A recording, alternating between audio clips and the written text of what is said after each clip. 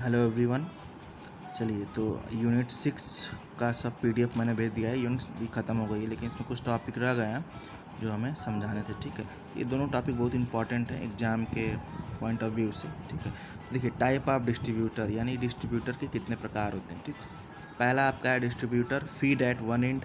ठीक है, और दूसरा है distributor feed at both end. ठीक, सबसे पहले फर्स्ट वाला देखेंगे क्या होता है। ये देखिए, distributor feed at one end. ठीक है, तो यहाँ पे देखिए मैंने फिगर बना रखा है। ये फिगर में ए और बी, ठीक है, ये क्या है, एक डिस्ट्रीब्यूटर है, ठीक है, वितरक है, या एक फीडर से जुड़ा हुआ है। ठीक है, और जहाँ ये डिस्ट्रीब्यूटर और फीडर मिलते हैं, ठीक है, उसे बोलते हैं फीडिंग पॉइंट।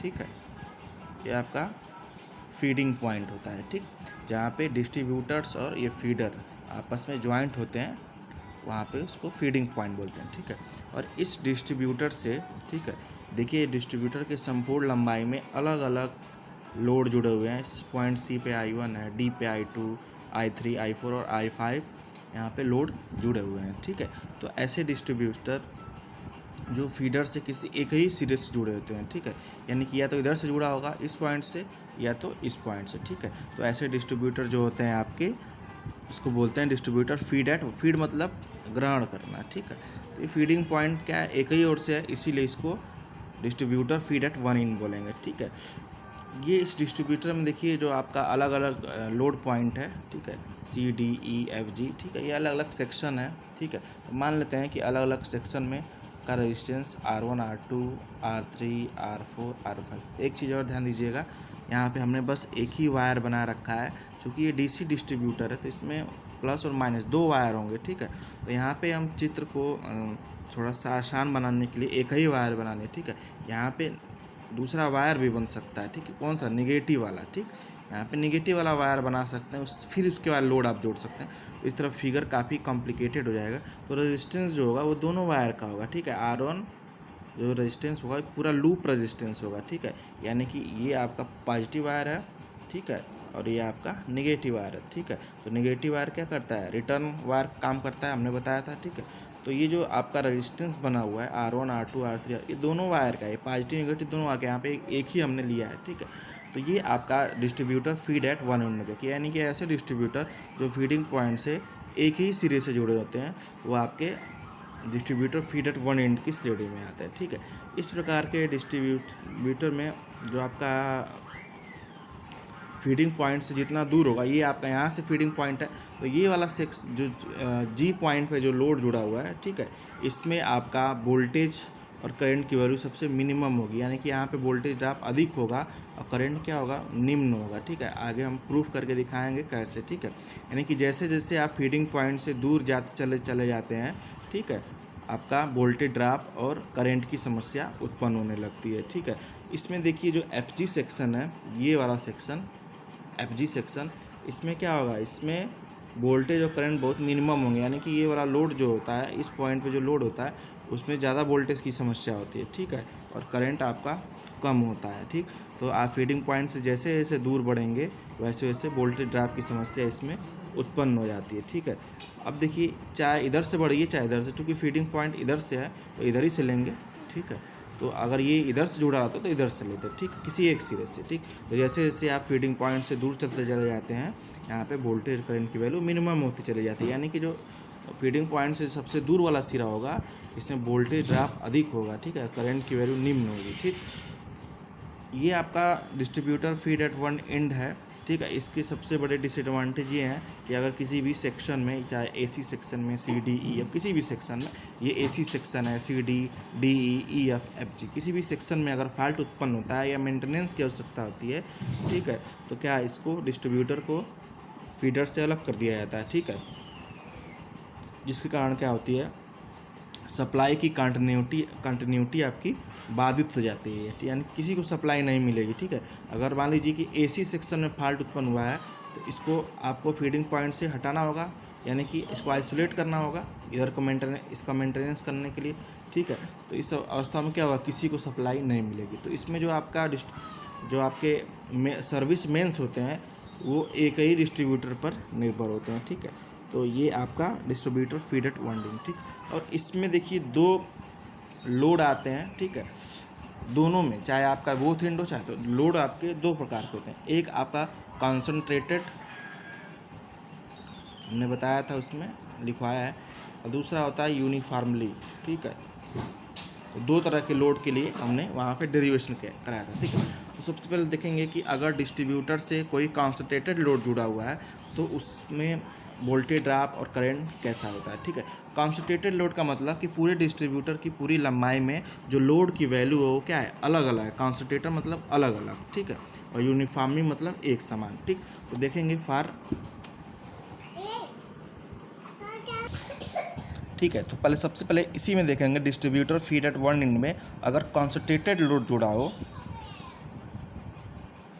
अगर आपका कॉन्सनट्रेटेड लोड हो, यानी कि जो लोड की वैल्यू है पूरे लेंथ में यानी डिस्ट्रीब्यूटर की लेंथ में वो अलग अलग हो, तब क्या होगा उसमें। ठीक है, तो यहाँ पे फिगर हमने वो पिछला बना रखा है, फिर से वही बना दे रहे हैं। ठीक है, ये ए पॉइंट है और ये बी पॉइंट है। ये ए बी क्या है, एक डिस्ट्रीब्यूटर है और इधर से एक फीडिंग पॉइंट से ये जुड़ा हुआ है। ठीक है, और यहाँ पे अलग अलग यहाँ पे लोड जुड़े हुए हैं। ठीक है, ये आपका मान लीजिए सी सेक्शन है, सी पॉइंट है, डी पॉइंट है, ई एफ और जी। ठीक है, यहाँ करंट की वैल्यू I1 है, यहाँ I2 है, यहाँ I3 है, यहाँ I4 है और यहाँ पे I4 है।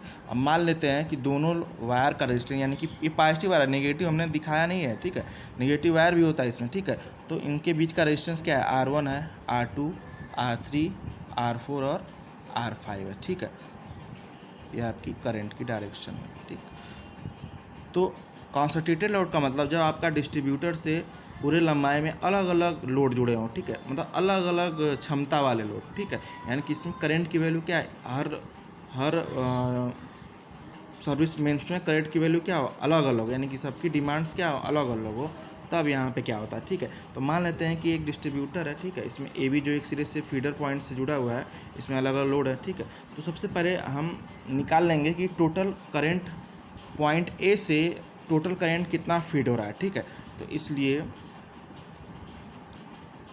Total current feed from feeding point. ठीक है, और फीडिंग पॉइंट क्या है, ए है, तो ए फीडिंग पॉइंट से कितना करंट है, इसमें पूरा करंट का समेशन कर दीजिए, I1 plus I2 plus I3 plus I4 plus I5। क्या है, ये पॉइंट ए से फीडिंग, पॉइंट ए से पूरे आपका सर्विस मेंस में करंट की वैल्यू, यानी कि total current feed from feeding point A. ठीक है, अब देखिए डिस्ट्रीब्यूटर के प्रत्येक सेक्शन में हम धारा का मान निकालेंगे, यानी AC CD ये सब सेक्शन में। ठीक है, तो अब देखिए सेक्शन अगर AC में करंट निकालें, IAC इसको मान लें, तो ये इस सेक्शन में हमें करंट निकालना है AC सेक्शन में। ठीक, ये C है। ठीक है, तो हमने बताया कि फीडिंग पॉइंट से जितना दूर जाएंगे वोल्टेज ड्रॉप की समस्या उत्पन्न होगी। ठीक है, और जो सिरा फीडिंग पॉइंट से सबसे नज़दीक होता है उसमें सबसे अधिक वोल्टेज होता है। ठीक है, ये करंट की वैल्यू क्या होती है, हाई होती है। तो यहाँ पे इस IAC सेक्शन में करंट क्या हो जाएगा, I1 plus I2 plus I3 plus I4 plus I5। ठीक है, ये आपका IAC सेक्शन में। ठीक, इसी प्रकार ICD यानी CD सेक्शन में क्या हो जाएगा, अब CD सेक्शन ये है। ठीक है, तो इसमें करंट क्या हो जाएगा, अब करंट की वैल्यू एक यहाँ से कम होती चली जाएगी। ठीक है, यहाँ पे क्या हो जाएगा, I1 गायब हो जाएगा, I2 plus I3 plus I4 plus I5, यहाँ से करंट अब डिक्रीज करना शुरू हो जाएगा। फिर नेक्स्ट सेक्शन कौन सा है, DE सेक्शन। ठीक है, DE सेक्शन यानी कि इस सेक्शन में अब फिर इसमें क्या होगा, I3 plus I4 plus I5। ठीक है, इसी प्रकार EF सेक्शन में, EF सेक्शन में, ये आपका EF सेक्शन है, तो इसमें क्या हो जाएगा, I4 प्लस I5। ठीक है, और लास्ट सेक्शन जो बटा FG सेक्शन, इसमें क्या होगा, I5। ठीक है, तो ज़रा देखिए इस पूरे समीकरण से यही लग रहा है कि जैसे जैसे आप फीडिंग पॉइंट से दूर चले जाते हैं करंट की वैल्यू क्या हो रही है, कम होती जा रही है, यानी कि इसमें FG सेक्शन में करंट क्या होगा, सबसे निम्न होगा। ठीक है, तो अब ये तो करंट रहा हर सेक्शन में करंट की वैल्यू। ठीक है, अब हम देखेंगे कि वोल्टेज ड्रॉप हर सेक्शन में कितना हो रहा है। ठीक है, तो वोल्टेज ड्रॉप मतलब V बराबर I है। ठीक, तो देखेंगे नेक्स्ट कि वोल्टेज ड्रॉप कितना हो रहा है। ठीक है, तो अब देखिए यहाँ पे प्रत्येक सेक्शन में वोल्टेज ड्रॉप, तो सेक्शन AC में वोल्टेज ड्रॉप निकालेंगे V बराबर IR से, तो करंट क्या है इसमें, I1 plus I2 plus I3 plus I4 plus I5 है, और इसका रेजिस्टेंस क्या है, AC का रेजिस्टेंस देखिए ये क्या है AC सेक्शन का R1 है, ठीक है। तो यहाँ से इंटू R1, ठीक। उसके बाद नेक्स्ट सेक्शन CD सेक्शन में क्या है करंट I2, I3, I4 और I5, इसका रेजिस्टेंस क्या है R2 है, ठीक। इसी प्रकार नेक्स्ट DE सेक्शन में I3, I4, I5, इसका रेजिस्टेंस क्या होगा R3। इसी प्रकार आपका EF सेक्शन में I4, I5, इसका रेजिस्टेंस R4। और लास्ट आपका FG सेक्शन में I5 इंटू R5, ठीक। तो ये देखिए विभिन्न सेक्शनों में हमने वोल्टेज ड्रॉप निकल गया, ठीक है। तो समीकरण 1-2 से जो ये इक्वेशन पूरा मिला है और ये इक्वेशन मिला है, इससे आपको लग रहा है कि जैसे जैसे आप फीडिंग पॉइंट से दूर चले जाते हैं, धारा और वोल्टेज में क्या होती है, कमी होती चली जाए। देखिए यहाँ पे वोल्टेज क्या होगा, वोल्टेज ड्रॉप सबसे अधिक होगा, यानी वोल्टेज की वैल्यू क्या होगी, कम होगी, ठीक है। वोल्टेज ड्रॉप का मतलब वोल्टेज ड्रॉप अधिक होगा, यानी कि वोल्टेज यहाँ पे कम प्राप्त होगा, ठीक है। इसी प्रकार यहाँ पे करंट क्या होगी, सबसे निम्न होगी, ठीक है। तो ये आपका जैसे जैसे आप फीडिंग पॉइंट से दूर चले जाते हैं, ठीक है, यानी ये फीडिंग पॉइंट से जैसे जैसे दूर चलेंगे, ठीक है, वोल्टेज ड्रॉप और करंट की समस्या यहाँ पे उत्पन्न होती है, ठीक है। तो देखिए दोनों आपके समीकरणों से हमने निकाल लिया कि FG सेक्शन में वोल्टेज क्या है, निम्न है, ठीक है। और यहाँ पे जो इस सेक्शन में वोल्टेज ड्रॉप है वो क्या है, अधिक है, यानी कि मिनिमम वोल्टेज यहाँ पे प्राप्त होगा, ठीक है। तो यही था distributor feed at one end. ये किसके लिए है, जब आपका इस डिस्ट्रीब्यूटर से कॉन्सेंट्रेटेड लोड जुड़े हो, यानी कि लोड की वैल्यू क्या हो, अलग अलग हो, लोड में करंट की वैल्यू क्या हो, अलग अलग हो, तब। अब इसका दूसरा है, इसी में आपका जब आपका इसी डिस्ट्रीब्यूटर से यूनिफॉर्मली लोड, यानी कि लोड ऐसा हो सभी लोड में करंट की वैल्यू क्या हो, इक्वल हो, ठीक है। तो तब तक ये वीडियो आप देख के समझिए, हम नेक्स्ट वीडियो अपलोड कर दे रहे हैं, ठीक है। Thank you.